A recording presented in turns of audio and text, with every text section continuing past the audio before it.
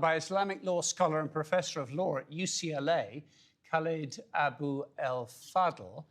Professor, diplomacy seems a long way off this evening. Right, it does. Yeah, I think diplomacy skips the essential issue of the illegal occupation of the West Bank and Gaza, the illegal blockade of Gaza, the illegal storming of the Aqsa Mosque, preventing access to prayers in the Aqsa Mosque. There's a long history of violations by Israel that go unanswered by the international community, largely because of the political backing that Israel has with the United States, as well as some other countries. And that doesn't seem likely to change, does it, in the next few days? Where else could Palestinians seek international help from? You know, the problem is that the Palestinians have now been essentially betrayed by a lot of their traditional supporters in the Arab world. The United Arab Emirates normalizing relations with Israel, Bahrain, Saudi Arabia's soft stance, Egypt's regular policies of literally holding Israel without responsibility for all the human rights violations that are committed. I mean, the Geneva Convention is consistently violated by Israel on a regular basis as an occupying force.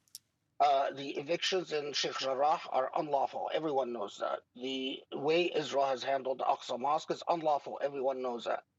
But the last major escalation of violence was in 2014. The war crimes that were committed then have remained unanswered.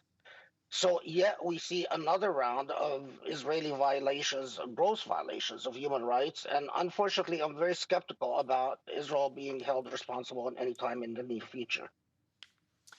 This once again seems to be a fight principally between followers of Hamas and the Israelis. Do you think other politicians look on at this fight and despair, or do they support what Hamas is doing? I really don't think it is an issue just of Hamas and Israel. I think the problems here started with the Sheikh Jarrah evictions, the conflict we saw around the Aqsa Mosque.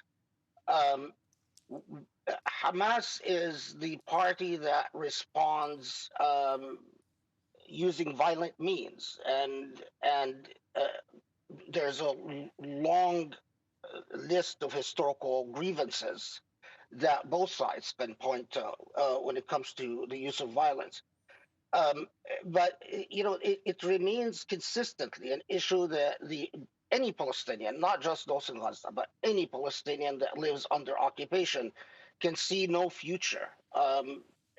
They could end up being homeless at any time, becoming a dispossessed, displaced human being at any time without real recourse by the international community or from the international community.